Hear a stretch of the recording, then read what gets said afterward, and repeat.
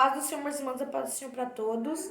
No vídeo passado eu fiz sobre o tabernáculo, né? Contando a história do tabernáculo. E no final eu disse que os irmãos poderiam perguntar, né, alguma coisa sobre o tabernáculo ou sobre a Bíblia também. E o pastor Carlos, ele fez algumas perguntas, né? E eu quis trazer aqui num vídeo, né? Eu disse que poderia responder assim em mensagem, né?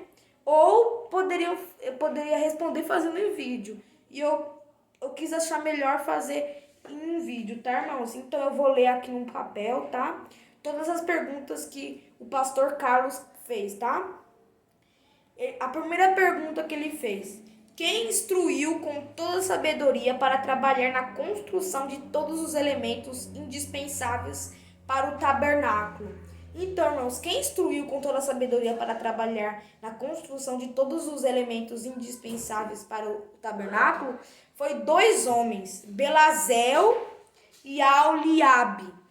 E ele pergunta também quais são as tribos deles, né? Desses homens. De Belazel, ele é da tribo de Judá. E de Aholiabe, ele é da tribo de Dan, tá bom? Então, a segunda pergunta que ele fez: qual é a parte mais importante? Provavelmente ele fez qual é a parte mais importante do tabernáculo, né? E eu vou responder aqui. Provavelmente é a Arca da Aliança, tá, irmãos? Porque lá ficava a vara de Arão, o pote de maná e os 10 mandamentos, muito importantes também, as tábuas da lei, né? Escrita lá. E era a parte mais importante porque ele ficava também no Santo dos Santos. Tá.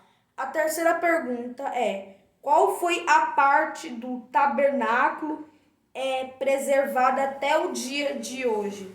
Irmãos, a gente não sabe, né, qual foi a parte preservada, né, porque os irmãos sabem que na época de Salomão ele construiu o templo, né, ele levou os utensílios do tabernáculo para o templo, só que lá na época de Jeremias, os babilônios foram lá, destruíram o templo que Salomão tinha construído, só que não se relata que eles levaram para a Babilônia a Arca da Aliança. Então, provavelmente, alguém escondeu a Arca da Aliança, né? E ninguém sabe o que aconteceu com ela. E muitas pessoas acreditam e provavelmente ainda esteja escondida, né? E isso é uma possibilidade, tá, irmãos? Mas o que a gente sabe hoje, não tem nenhum utensílio preservado até o dia de hoje, tá? Então, a quarta pergunta é: algumas partes causaram mortes e mortes de sacerdotes, até poderiam ter causado mortes de reis? Então, ele fez essa pergunta aqui, o pastor Carlos, mas eu não entendi o que aconteceu, né? O que causou isso, né? Então, o irmão Carlos, né, o pastor Carlos, pode falar aqui o que relata e eu posso responder para o irmão, tá? Mas essa pergunta que eu não entendi, o que causou isso, qual o significado da pergunta, tá? Então, a quinta pergunta foi: é possível localizar e precisar o local onde podemos encontrar as alegorias construídas no deserto? Aqui ele fez, provavelmente sobre o tabernáculo, né? Então não tem como, né? Porque provavelmente, na verdade, foi perto do Monte Sinai, mas não tá mais lá porque os irmãos sabem, né? Porque era levada de um lugar para outro e também não existiu mais na época de Salomão porque ele criou o templo, tá? E aqui, a sexta pergunta: quem saiu do Egito e chegou na terra de Canaã no tempo do cativeiro?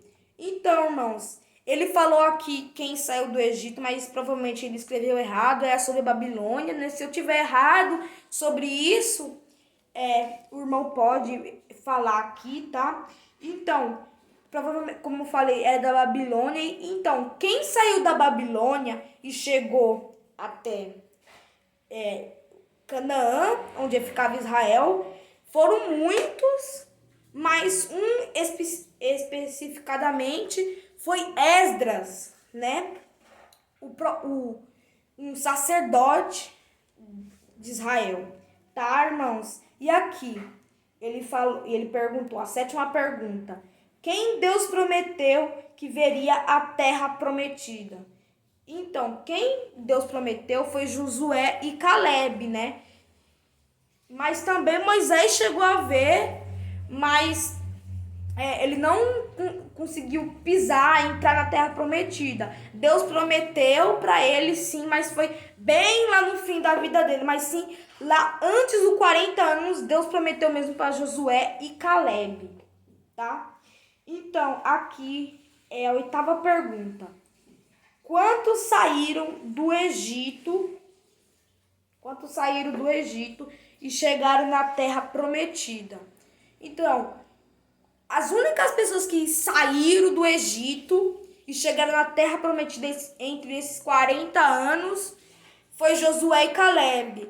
O resto das pessoas, muitas pessoas que saíram do Egito, nenhuma entrou na terra prometida. Como Deus falou lá, né? Porque o povo estava reclamando muito, eu até vou falar um vídeo sobre isso.